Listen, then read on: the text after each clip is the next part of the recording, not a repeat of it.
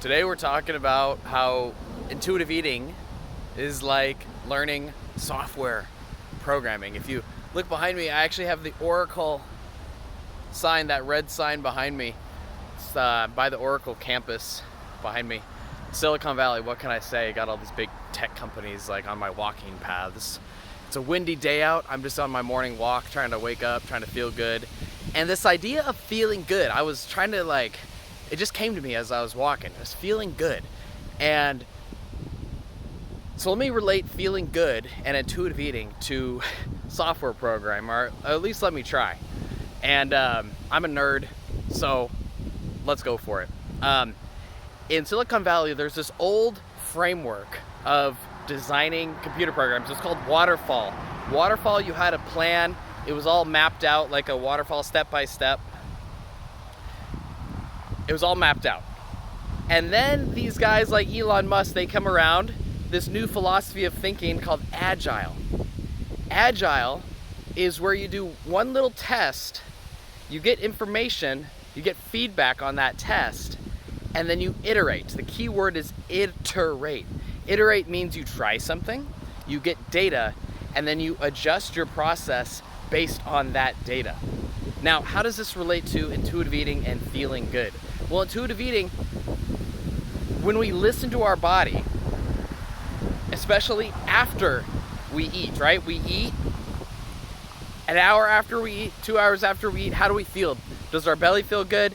How's our mood? How's our energy? Are you feeling uplifted, energized, clean, grounded? How do you feel after you eat? Or are you feeling sluggish, lethargic, lazy, bloated,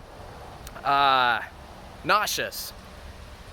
You're gonna get data based on how you eat. And the general theory is that if you can get a clear signal, right? In computer programming, sometimes you get all this noise. And you can't really get the data. Intuitive eating, that is like the guilt and the shame. Sometimes when we eat something that we feel is quote unquote unhealthy, that the doctors say we shouldn't eat, we feel guilt and we feel shame, and that's noise that blocks the data from our body. It blocks the connection from our body. So if we get a clear signal, we feel our body. Healthier foods in general, the ones that the doctors say are healthier, they will actually make your body feel better. In general, I'm not saying that carrots are going to make your body feel better, but in general, I'm not saying every healthy food is going to make your body feel better, because you have your own body. You have to figure this out for yourself. But in general, these really sugary foods that are not made from whole foods, that are from a lab somewhere, from a plant, from a factory line, in general, they're going to make you feel sluggish after you eat them. They're going to make you feel dull and foggy. In general, if you eat foods that, come from nature and have a good balance of fat, carbs, and protein, it's going to give you a sort of groundedness, a clear-headedness, a focus, right? And so your whole thing in intuitive eating is to do this a lot, to get a lot of data, and to keep track of that data, to do a test on a certain food, to notice how it makes you feel, and to go through this. And it's more than just on how food makes you feel.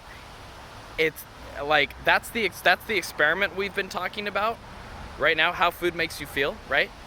But really the experiment is before you eat, while you eat, and after you eat. So that's the true experiment.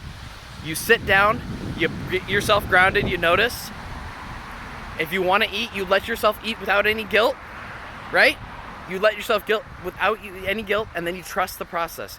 You trust that if you can listen to your body after you eat, your body is in time going to start to figure out, hey, that doesn't feel good.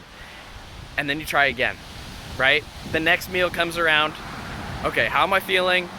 Can I stay connected while I eat? Can I stay mindful eating? Can I taste the food? Can I stay present? Can I take a leap of faith and trust my body? And can I not guilt shame myself if I eat too much? Can I just listen to that bloated feeling in my body? And can I do something differently next time? Can I iterate? If you do this, this is the key. This is the game. That's why I got really excited here, because this isn't a plan like waterfall that you follow. This is a game you play. This is a thing that becomes fun. You go through this a bunch, and you start to you start to see the patterns. This becomes a game that you play rather than a system you follow. And it's really, really important. This is how you get transformation here.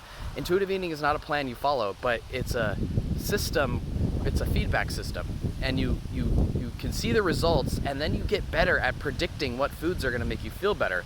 You're gonna get better at staying grounded and learning tricks to stay grounded while you eat. Learning to check in with your emotional state before you eat to see if you actually need to eat, right? So you're going to be able to start piecing together, like after you eat, you're going to start being able to ask yourself, like, let's say you feel really sluggish. Am I feeling sluggish because I ate and I wasn't even hungry? Oh, data point. That's it. No guilt, no shame. Just, okay, next time, if I'm not hungry, I felt sluggish when I ate, when I wasn't hungry. So I'm going to try not to do it. I'm going to, and don't get me wrong, you don't need to eat all the time when only when you're hungry, but just there's a data point. Oh, I feel really shitty after I ate, but then again, I was guilt shaming myself the entire time while I ate, and I wasn't really connected to my eating experience. Oh, I ate these really sugary foods that were high in salt and fat, and now I don't have energy afterwards, and I feel kind of bad. These are all data points. What can you do differently next time? Can you eat more wholesome foods? Can you stay grounded throughout the eating experience? Can you really check in to see if you notice foods? Can you meet your emotional need first before trying to eat? Can you see little wins? Can you have this growth mindset? Growth mindset means you try things differently next time. It's not a fixed mindset. Okay, so that's all for today. I'm gonna finish up my walk, and I'll see you. Peace.